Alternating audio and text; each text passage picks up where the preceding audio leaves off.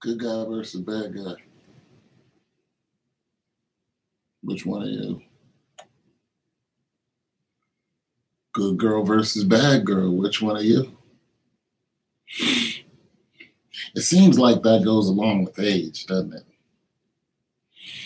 You want to be a bad guy when you're young. When you get older, you want to settle down and find somebody to treat you good because you've been good all your life. I've been a swell person all my life. Treat me swell. You've been a piece of crap all your life, and now you want somebody to treat you right.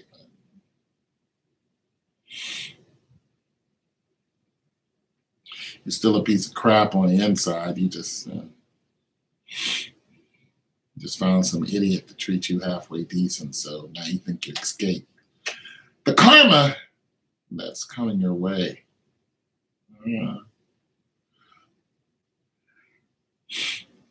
We don't escape. We're just getting by. We're not getting away. I've been both, the good guy and the bad guy. But my bad only extended to the boudoir. Other than that, out in the street. Because street people are on a whole nother level. The day people don't want to mess with the night people, and the night people don't want to be bothered with the day people. The crazies want to hang around more crazy so everybody can just be crazy. That's where they're comfortable. The serene and calm want to pretty much stay that way. Every now and then they just want to see. They just want to look out their window at nutso people and go, nah, that's not for me. Some people are born into that atmosphere. Some people are not.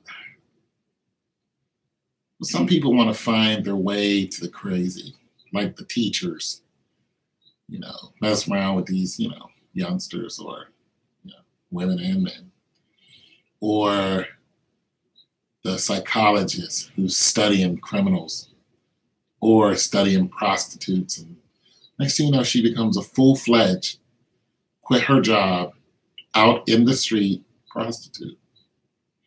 There's a spirit behind that called lust, but let it get inside your system. The next thing you know, you're doing heaven knows whatever. Then once you're worn out after years physically and you're sick, and then you'll come crawling to some church and pray and hope that the Lord saves you. Save me, Lord. Now that your body is riddled with every type of disease that can't be cured, now you want the Lord to save you. Yeah, but you wanted to be a bad girl. You had every opportunity to stop, but you didn't. Or you wanted to be a bad guy. Next thing you know, you're getting beat up every day by people who, just don't really care about you and taking advantage of you because you're by yourself. You're alone in somebody's neck of the woods, and you're not even worth the air that you're breathing to them. They have no fear of you or God. But you wanted to be bad. You wanted to be the tough guy. I grew up with bad people. Lived right above me and below me and beside me. Bunch of them. When they were kids, they weren't bad, though. When they were kids, they were good. They were just kids. But as soon as they hit 17 and 18, they changed. Now, some of them were always pieces of crap. They dominated smaller families. One family would actually go searching for the biggest person on the block, and they would bring down their Rottweiler dogs, and they would come down in our hood. Heavily muscled, both of them. Had a skinny brother and an even skinnier sister. She was ugly. This is a terrible looking woman. But you better not say that to her. She was well protected. They were like a mafia type of family. When I say that those brothers were heavily muscled, they were scary. Darker than me, these big, huge dogs. Your dogs have muscles on muscles. Even, but that's what they would do. They would find the biggest person on the block, come down and jump them. You can be just walking by yourself. If you were a big person, they would jump you. They got a couple guys I knew. I wasn't old enough or big enough to be a threat. Neither was my brother, my older brother. We were the good guys. And the guys who they jumped were good guys. And it was a systematic thing. That's what they did. Whenever you saw them, somebody was getting ready to get heavily beat up. And they did it consistently. They picked the biggest person, even the most quiet. We had one guy, his whole family were just sweet, sweet people. They were sweet. Listen, there's the difference between just being good and just good-hearted, sweet, loving people. That's what they were. And they lived in a terrible place right alongside us. And everybody liked them. Everybody in that hood liked them. There's nobody who messed with them. Had a cute sister. You know, she was older than me. Paid me no mind. She was a good-looking woman. You know.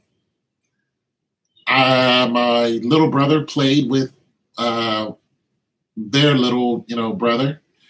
And the guy my age was just a goofy dude. You know what I'm saying? And he had an older brother. And his older brother, they would go and play ball with my older brother. You know what I mean? And then there was they had another brother, and he was effeminate. So he was a homosexual. So you hardly ever saw him. He was off, running with a whole different crowd. You hardly ever saw him. But the one older brother that was the same age as my brother, he was the target. He was the target because he was notoriously strong. This is no steroids. This is just meat and cheese. That's what we were, a bunch of athletes in that hood. That's all we did. There was the biggest drug going around was weed. And a lot of us didn't smoke it. We were athletes. We bragged upon what school we were going to and who's playing football against who. We lived in a cold city of Pittsburgh, and we played sports outside all year long. Matter of fact, the more snow that fell, the more we went out and played in it. One person asked me, is like, how can you do all these things? I'm like, because when I was a kid, that's what we did. We did everything. We were always outside. Your mom said you can't go outside. That was punishment. You tell a kid he can't go outside today, they'll just sit at home with their video games. We were different. And Charles was an anomaly. He was huge. But he was naturally huge. He didn't even lift weights. He was like a Bo Jackson. He was quiet. He was quiet. Big arms, big legs, just a big slumping. Go out there and play basketball with us. Wasn't the most coordinated. But one day, the gangsters came looking for him. Simply because he was notoriously strong. Meaning everyone knew. And nobody ever fought him. Not even the toughest guys in our hood fought this guy. And it's not because he walked around like a bear. It's simply because you knew he was strong. If you fought him, you were in for it. I was just that. One-on-one's a good chance he's going to slam you hard. And you're going to stay there for a while. And think about your existence. And you'll probably call on your family and get some help. But one-on-one, well, they came looking for him. Caught him on a basketball court.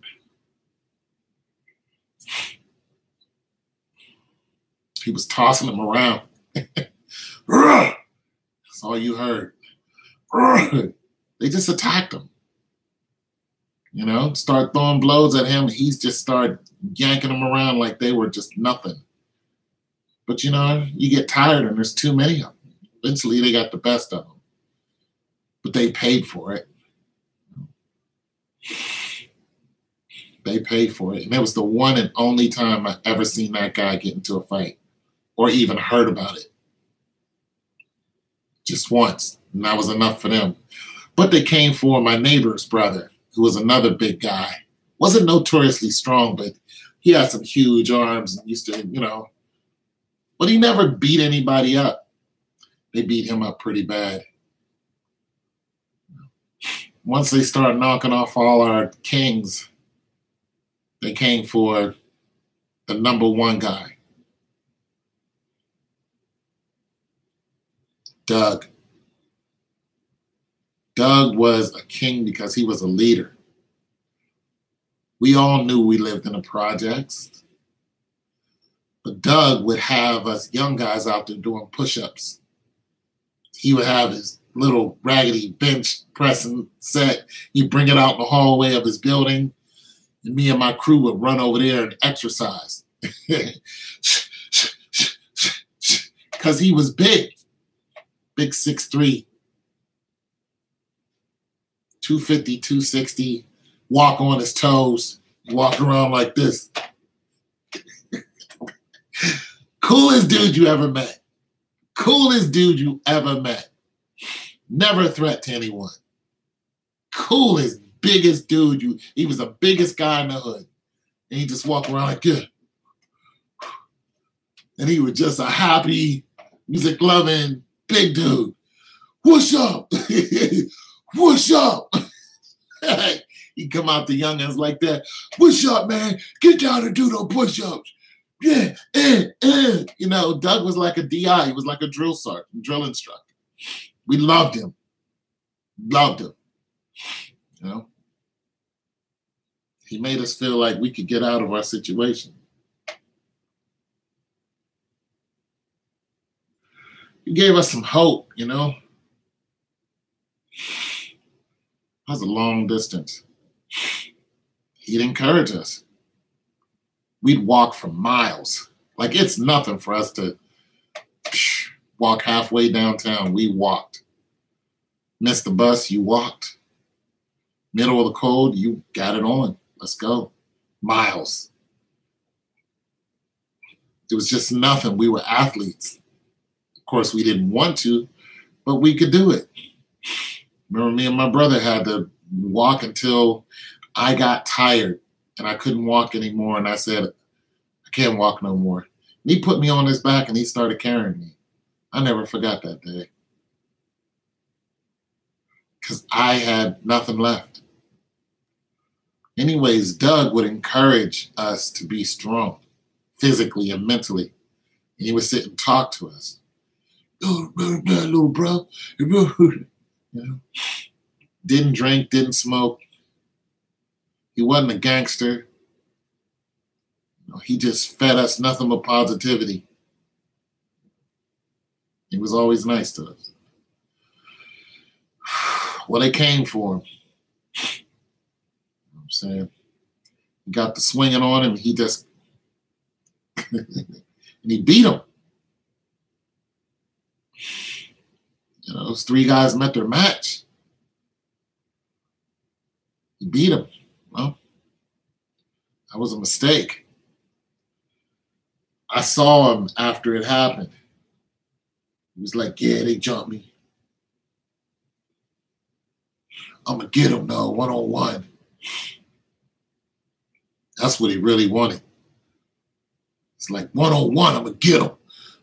You know what I'm saying? In my heart was just sinking the whole time he was talking. I was like, man.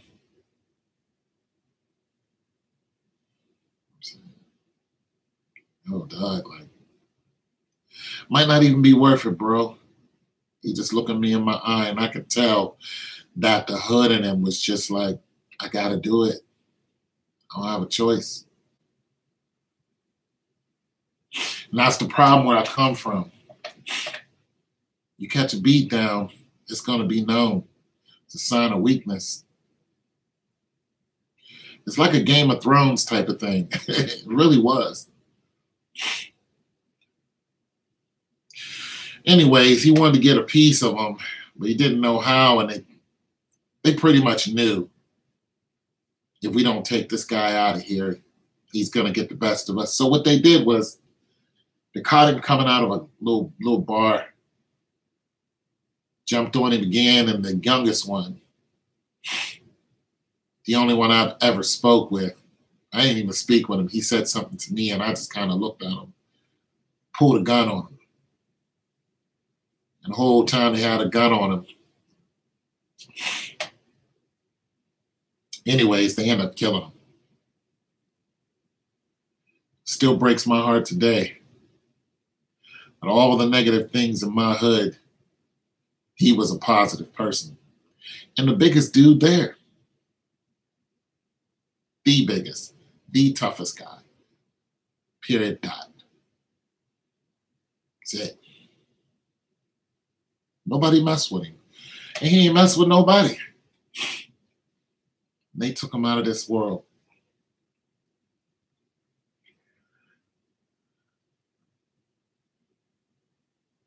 I wish I knew he was buried. I'd love to go pay my respects. But I don't know. I got out of there.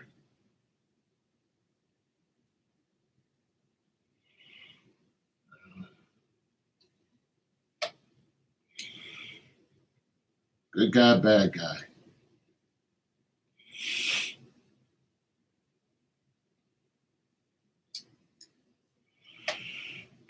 The one that I said I spoke with, we were on a football field once, and I don't know, we were playing ball up in North Braddock, and I did something he didn't like. I knew who he was. Everybody knew who he was. We knew what they did too. What are you gonna do? You know, he said something, and I just turned around and looked at him. He was, he pretty much threatened me, and he stood there, and I stood there, and I was just looking at him. It's not like I can run. They know who I am. I'm the only person in my hood who had my name, my nickname. They come to my hood all the time. I think the only reason why I didn't get in a fight with him that day is because I was like 14. It's like 14, 15 years old. What am I to you? I'm not even close to being a threat. I didn't have the size. There was nothing I had that interested them. I wasn't heavily muscled, anything. I was a long distance runner. I was skinny 15-year-old kid. What am I? What am I? I wasn't notorious for beating people up. I was notorious. Matter of fact, I had ran from a guy that I beat up simply because I hate confrontation. I wanted to fight and I ran. I stayed in the house for weeks. I was afraid of him. I was more afraid of what I felt like when I got into fights. The energy just scared me. The anger that coursed through my veins and my spirit turned me into something else. It just felt bad. It was a feeling that I just didn't want to feel. So I stayed away from the person who I got in a fight with. And eventually I started coming outside, but whenever I thought that this person was around, I ran. And this wasn't the same guy. This was another person. I took off because of I hate confrontation. I hate the energy, the impact of the energy. It stays with you and it's destructive. I try my best to stay away from that. I just do. I don't like nothing about it, And then once you get into that state, it's just so destructive. You end up destroying yourself. You come out of a brawl and you're just like, you realize your autonomic system is all, You know what I'm saying? You know what I'm saying? You're all scratched up and you got a broken this and you just I hate that feeling. I try to stay away from it. That's why I'm humble. I'm big, but I'm humble because I don't like destruction. I like to create, but destruction is just I don't like it. I still lift. You know what I'm saying? I still lift weights. I still work out. I got the spare tire. You can't tell, but I can still bench over 300 pounds. I'm 51, so I'm okay. Some guys who are, in their high 40s, they're doing, 400 pounds. You know, I like hanging around those guys because we're all, older. None of us are really in the contention and fighting and stuff like that.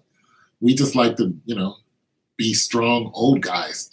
That's really what it is. These little 20 and 30-year-olds come in the gym and try to, we throw some plates on the bench and say, get with it.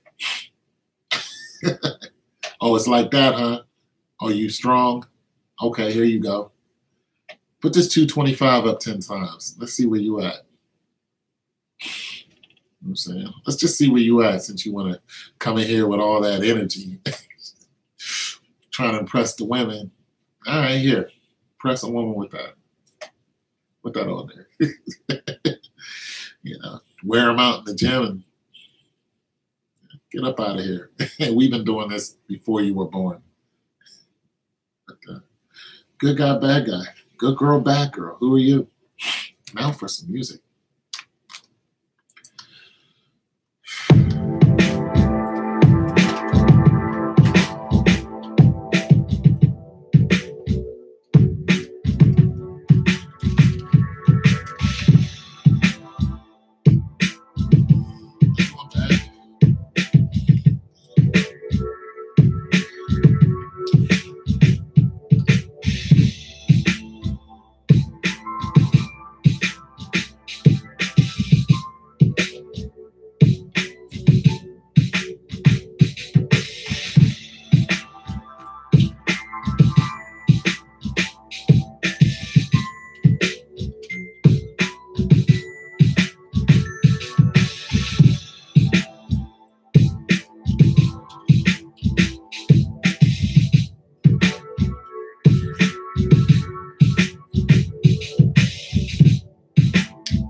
Why are you doing that?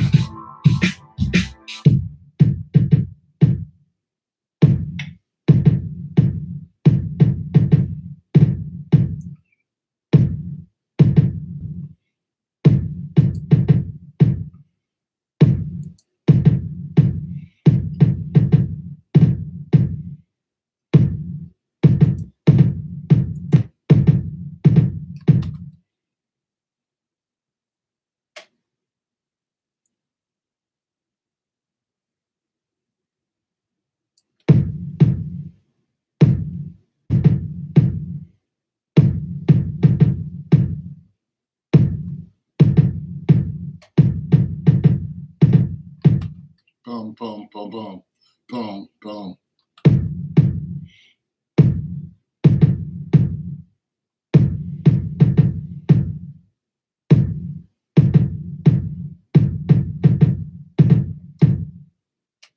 Where'd the extra?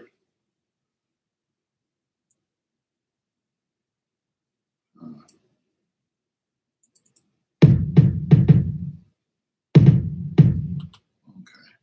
So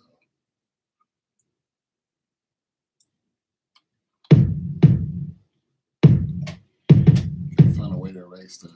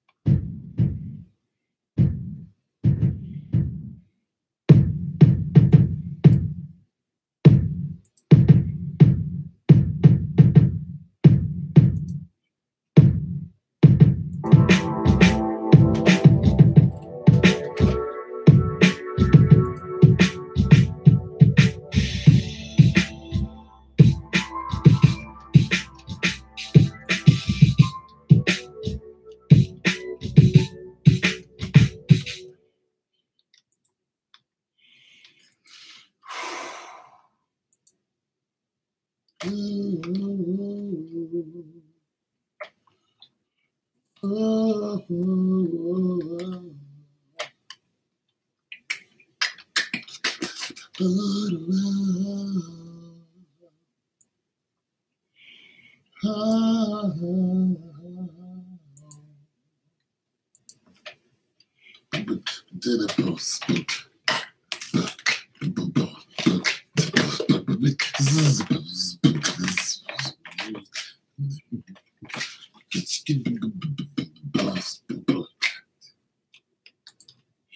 I like that beat, man. It's pretty chill.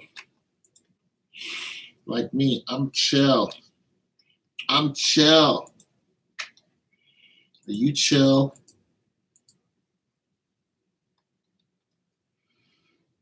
My mama loved music. She could sing.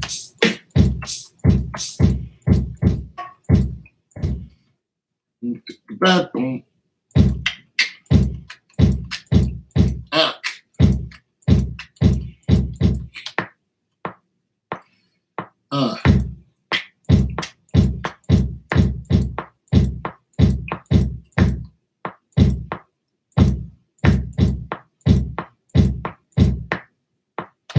I messed up at the end.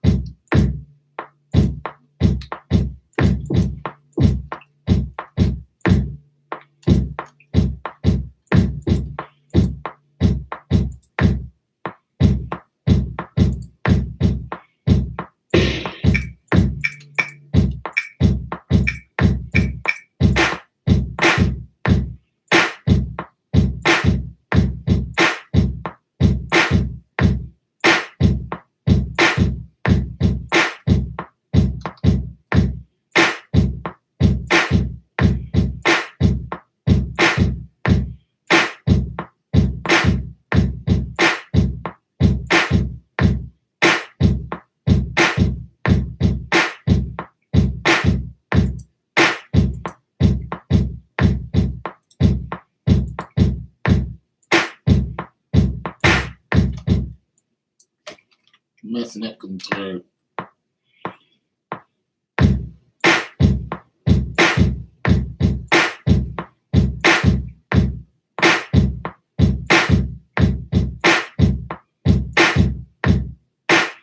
Can't produce when you're tired.